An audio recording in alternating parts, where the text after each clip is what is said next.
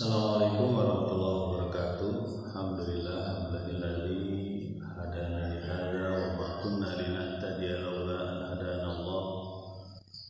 Asyhadu an la ilaha illallah wa asyhadu anna Muhammadan abduhu wa rasuluhu la nabiyya ba'da. Allahumma shalli wa sallim wa barik ala sayyidina Muhammadin wa ala alihi wa sahbihi ajma'in. Ayyuhan nas ittaqullaha haqqa tuqatih wa la tamutunna illa wa antum muslimun. Shadaqallahu wa sadaqa rasulullah. Alhamdulillahirabbil alamin. Jamaah Kampung Taqwa Astan rahimahullah dan teman-teman yang mendengar serta melihat siaran ini, mari kita lanjutkan di dua ayat terakhir surat Al-Ahzab.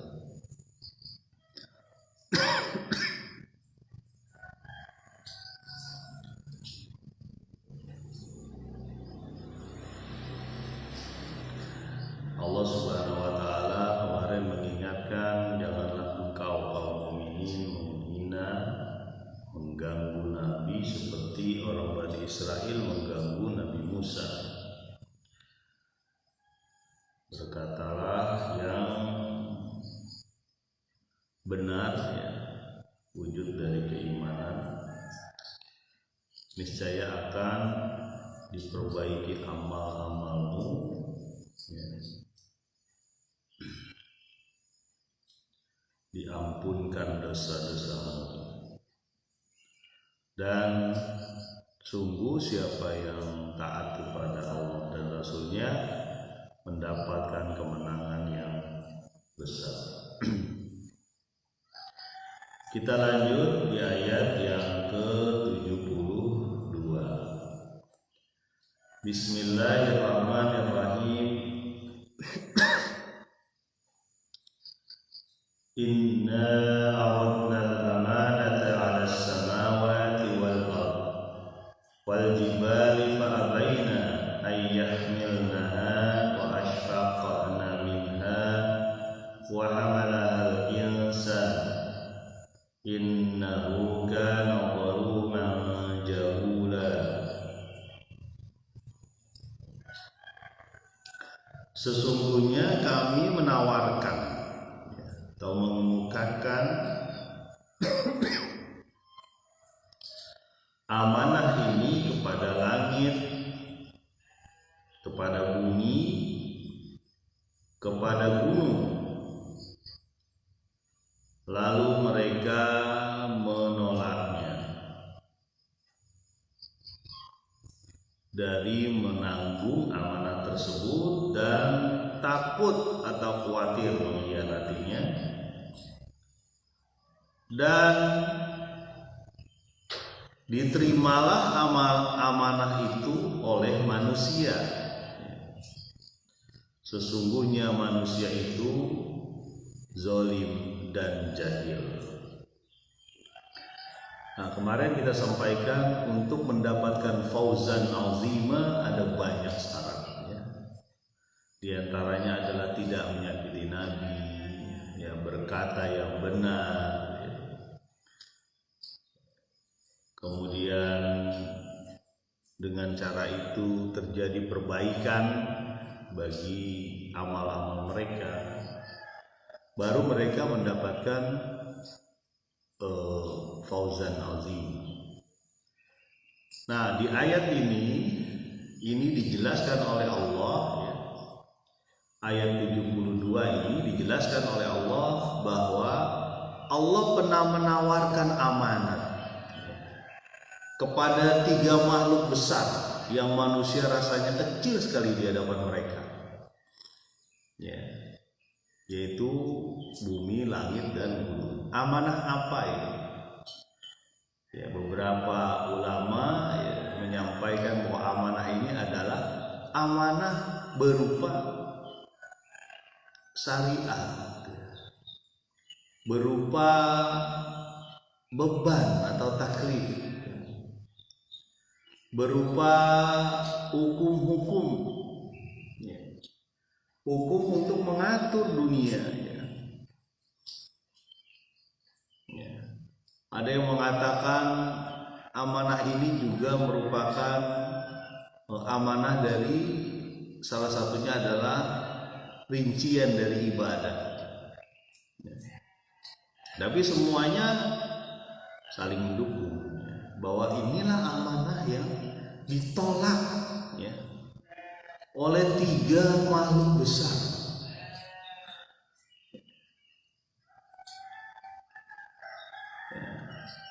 Pertama langit, ada riwayat ya, langit, bumi dan gunung-gunung itu ya, pernah ditawarkan, riwayatnya begitu ya, ditawarkan oleh Allah, mau kan terima amanah ini ya.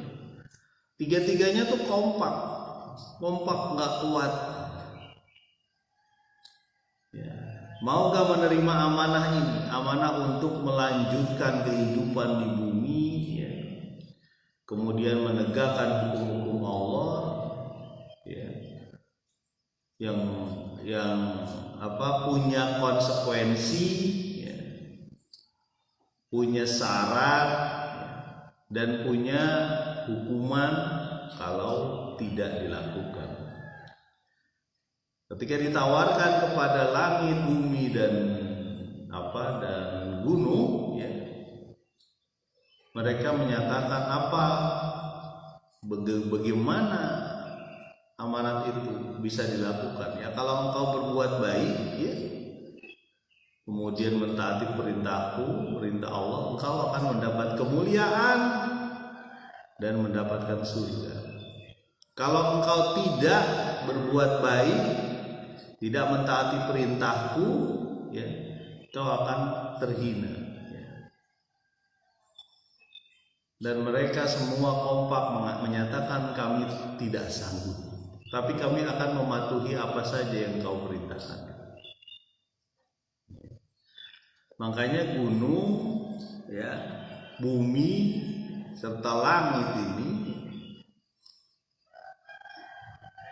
ya, coba kita perhatikan langit yang mengandung banyak bintang yang sedemikian besar. Begitupun bumi ya, yang mengandung tumbuh-tumbuhan ya, ada air mengalir di sana, kemudian menimbun mayat-mayat ya, atau bangkai-bangkai dari makhluk, termasuk gunung yang bagaimana menjulang ya, itu nggak sanggup mereka. Manusia betapa kecil ya, kecil banget kalau di hadapan mereka nih, di hadapan benda-benda yang Allah berikan ini, yang Allah ciptakan ini. Ada matahari yang selalu saja menyinari tanpa menolak ya. Bumi pun berputar pada porosnya mengelilingi matahari, nggak ada penolakannya. Dari dulu sampai sekarang bumi nggak pernah nolak. Begitupun bulan, awan, angin. Ya, Masya Allah, kita baru merasakan kemarin ya, dan banyak kejadian angin puting beliung di daerah Bogor sekitarnya.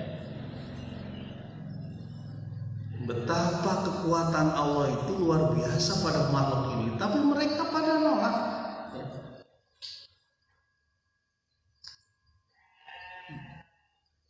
Ada yang pohon runtuh ya, tumbang, genteng terbang dan sebagainya. Kemudian mati listrik cukup lama ya, mati listrik karena ada salah satunya itu genteng dan jaringan itu terbang ya. Kemarin tuh saya hitung lebih dari 40 meter terbang. Ya anak saya udah lama. Betapa dahsyatnya Allah punya kuasa ya. Satu makhluk yang namanya angin ya. Nah, seluruh makhluk ini tuh nggak sanggup, nggak mau menerima amanah itu. Apa amanah? Amanah syariat, amanah beban, ya. Karena luar biasa beban ini.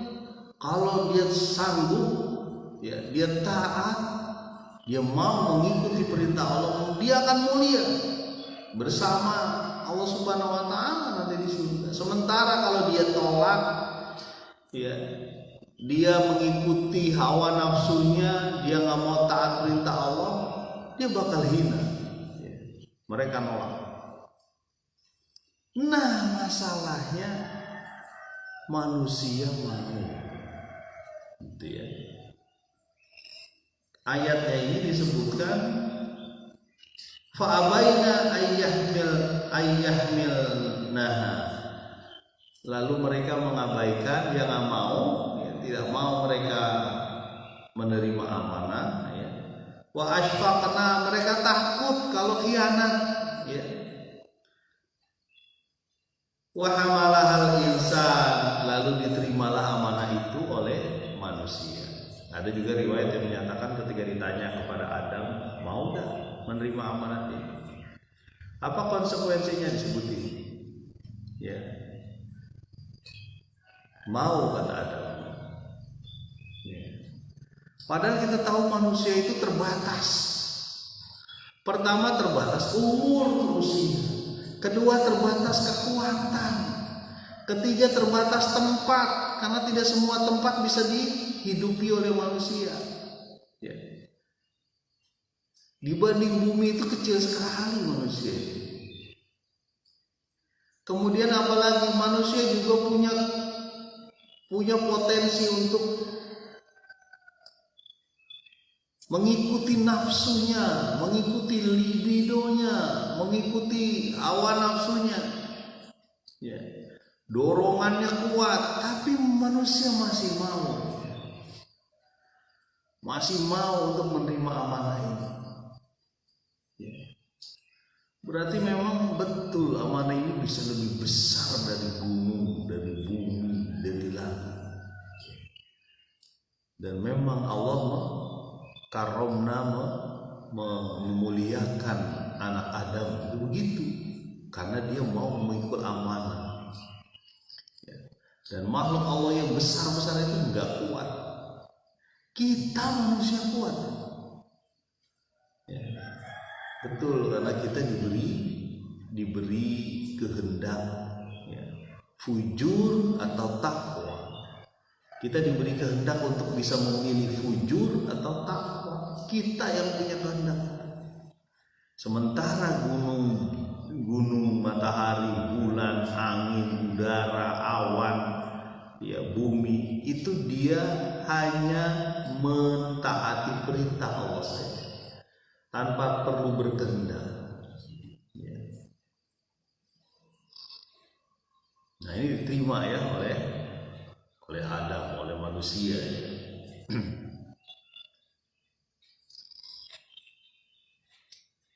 Innahu kana zaluman jahula, sesungguhnya manusia itu zalim dan bodoh. Ya. Zalim terhadap dirinya sendiri dan bodoh terhadap kemampuan dia, padahal kemampuan dia sangat terbatas. Waktu dia juga sangat terbatas. Cuma 24 jam kalau di bumi, tapi mau untuk menerima amanah itu. Dan itu kita rasakan sekarang. Orang yang mau menerima amanah ini dan merasakan, berusaha melaksanakan amanah yang Allah berikan, dia jadi mulia. Bahkan lebih mulia dari mana? Daripada gunung-gunung. Bahkan di mana? Apakah pada Jambi sehat? Orang-orang yang berada di pedesaan mungkin, ya, itu merasakan betul, ya, bagaimana kesulitan hidup yang dialami, yang tidak sebebas ketika di kota, misalnya, ya. dan dia merasakan betul bagaimana peran alam sangat kuat dalam dirinya ya. Tapi yang di kota juga sekarang ngerasain ya, bagaimana Allah Subhanahu wa taala mengirimkan ya tentara-tentara Allah ke manusia itu supaya kita ingat ya. Di kota ada likuifaksi ya. Tanah berubah jadi lumpur, nyedot ke bawah ya. Amat angin ya. Tanah longsor sama di kota dan di desa sama aja. Nah itu diterima oleh manusia itu amanah ya. Dan amanah ini sangat berat karena nanti akan mempengaruhi keseluruhan makhluk ya. Kalau ada amanah, makanya ada satu riwayat begini, seorang penggembala kambing ya, itu kehilangan satu kambingnya karena diterkam serigala. Ya. Pada saat Umar bin Abdul Aziz, cicitnya Umar bin Khattab itu berkuasa, kemudian kata penggembala kambing itu, ini Umar sudah mati, sudah meninggal. Betul, ternyata memang Umar sudah meninggal. Artinya ketika Umar hidup begitu nyaman orang berusaha, begitu nyaman orang bekerja, beribadah, ya, tidak banyak gangguan-gangguan. Itu kenapa? Karena adil menggenggam amanah itu. Sehingga kambing di gunung-gunung pun aman, itu maksudnya. Ya, kan bisa saja terjadi serigala ya turun ke kampung, mungkin gajah turun ke kampung, kemudian apa turun ke kampung. Kenapa makanannya udah nggak tersedia, udah diambil oleh kerakusan manusia ya. Nah, saya dapat cerita menarik tentang ini, banyak sebab ya, tapi salah satu sebabnya ini, kenapa monyet itu pada turun ya. Kasusnya di Gunung Kapur Ciampea, ada penduduk yang menyatakan begini, karena waktu tahun 98 ada krisis moneter waktu itu ya, ada reformasi dan sebagainya, orang banyak kehilangan pekerjaan, lalu banyak nembangin pohon kayu yang besar-besar di daerah Gunung Kapur Ciampea, sehingga mungkin buah-buahannya semakin sedikit. Ya, mungkin ada yang karena masalah perut, ada juga mungkin yang karena memang sengaja ditebangin terus dia jual, dia dapat keuntungan banyak, habis. Makanya monyetnya turun ke bawah, mengganggu masyarakat, ngambilin sampah, ya, dimakan, bahkan botol yang ada airnya itu bisa dia buka. Ya.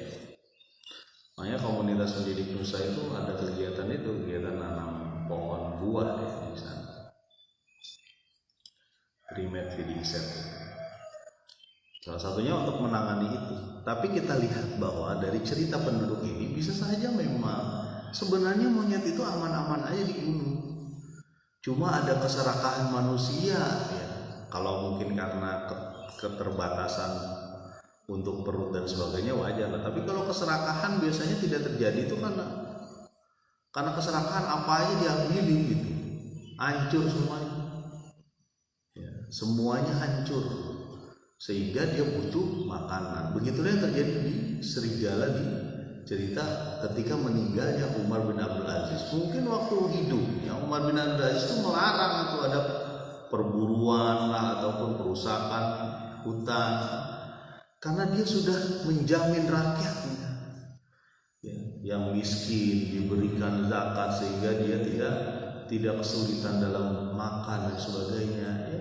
Yang kaya juga diminta zakatnya, dilarang untuk mendapatkan kekayaan yang berlebihan ya. Jadi ketika bumi ini diatur oleh orang mukmin, amanah itu ditunaikan, jadi sejahtera ya. Jadi sejahtera itu kita harus yakin itu.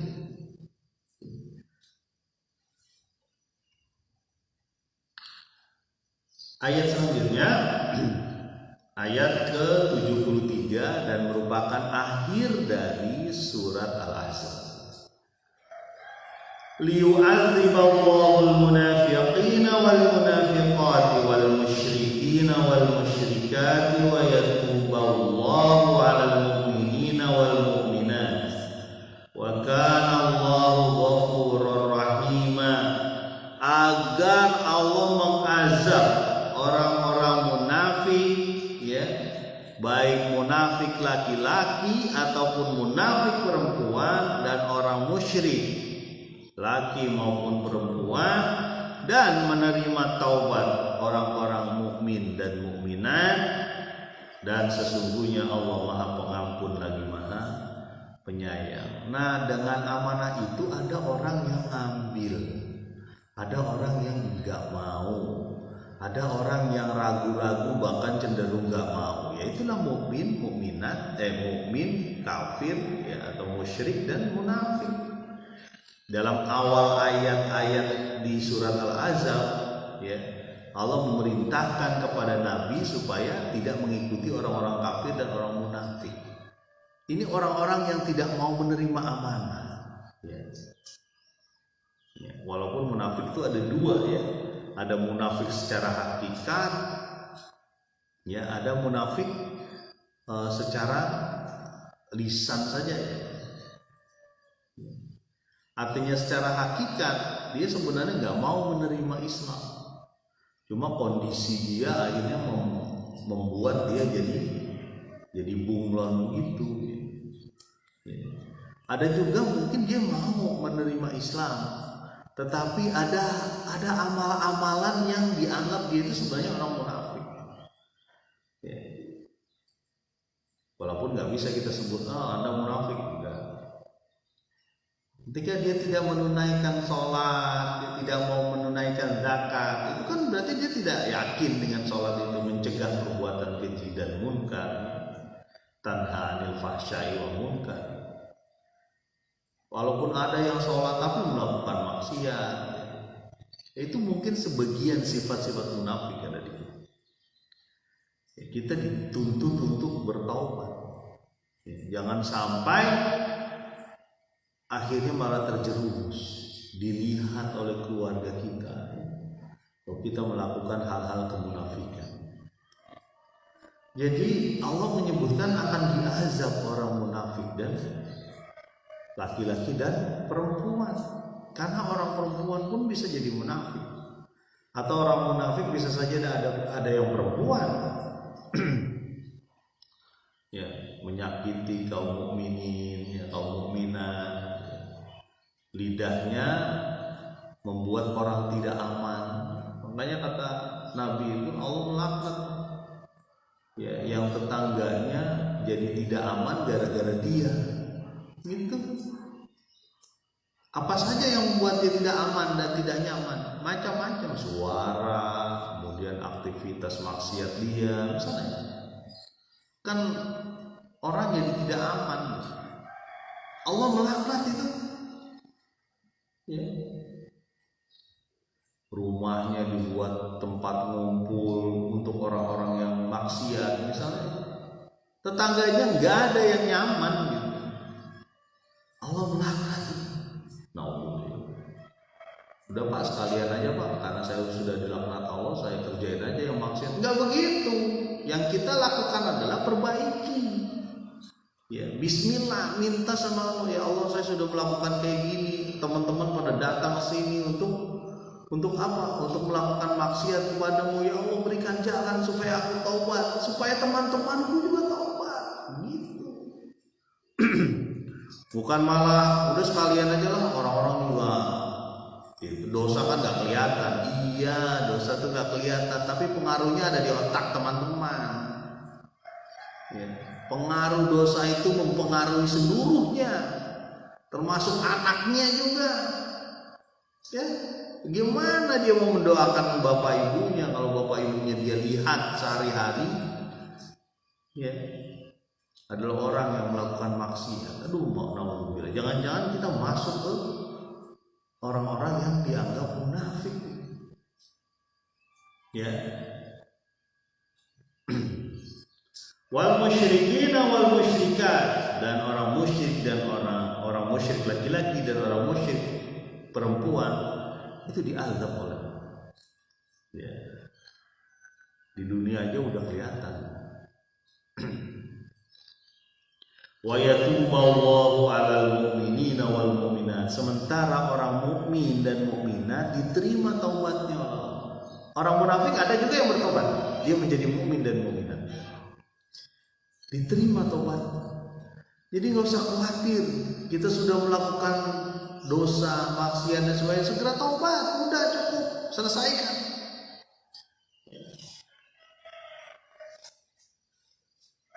Segera datang ke masjid, segera datang ke mushola, segera dekati orang-orang yang soleh. Mumpung masih di sini. Kita kampung di Bogor ini kampung daerah bencana ya. Gampang aja, kapan aja lo bisa hancurkan kampung. Kapan aja bisa dibikin longsor, kapan aja bisa dibikin banjir bandang, kapan aja bisa dibikin angin puting beliung. Kapan kita mau datang ke masjid, ke mushola, ke majelis taklim, ke orang-orang soleh? Kapan? Nunggu apa? Nunggu azab dari Allah? Jangan coba-coba. Wa kana Allahu ghafurur rahima, Allah itu Maha Pengampun, Maha Penyayang. Segera, kata Nabi ya, dalam satu hadis qudsi, ketika kita mendekati Allah dengan berjalan, Allah akan mendekati kita dengan berlari kecil. Artinya ketika kita dekat kepada Allah, Allah akan berusaha Allah akan mendekati kita lebih cepat dari. Jadi coba ya, makanya pernah saya sampaikan, kebaikan itu kayak gear motor, gear yang di depan. Ketika dia bergerak, dia akan menggerakkan kebaikan lagi yang lebih besar di belakangnya, itu jadi motornya jalan. Itu makanya terus tumpuk kebaikan terus kepada kita, ketaatan kita kepada Allah. Tumpuk aja terus, nanti akan datang itu kebaikan-kebaikan lain. Dan Allah itu Maha Pengampun lagi Maha Penyayang. Berakhir surat Al-Ahzab. Alhamdulillah, mudah-mudahan dari surat-surat yang kita sampaikan, yang Allah berikan dalam Al-Quran ini, yang merupakan buku pedoman kita dalam memegang amanah ini, Allah akan masukkan ke dalam otak pikiran kita, ke dalam hati kita. Allah gerakan tangan kaki kita untuk melangkah ke kebaikan, ketaatan kepada Allah. Subhanakallahumma wa bihamdika asyhadu an la ilaha illa anta astaghfiruka wa atubu ilaik. Assalamualaikum.